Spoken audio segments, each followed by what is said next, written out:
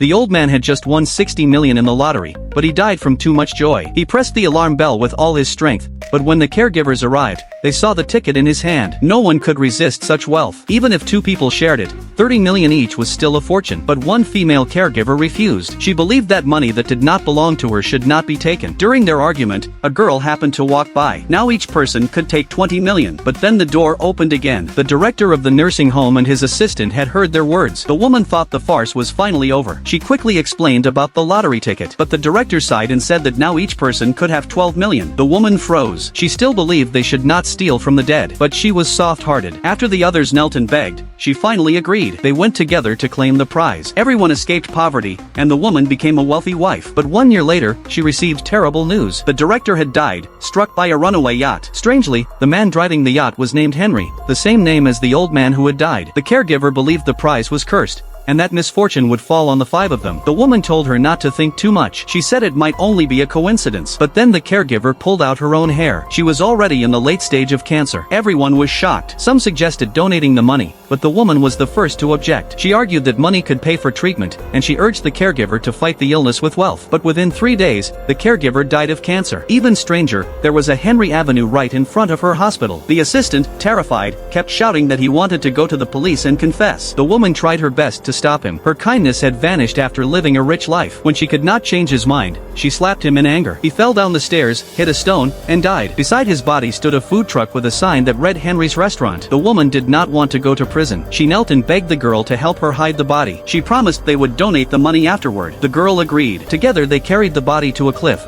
planning to make it look like a drunk driving accident. But while fastening the seatbelt, the woman tricked the girl into getting in the car. She locked the doors and pushed the car off the cliff. A huge explosion echoed from below. The woman finally felt relieved. She did not believe in any curse. But on her way home, a screw fell from her own car. Her curse was waiting just ahead.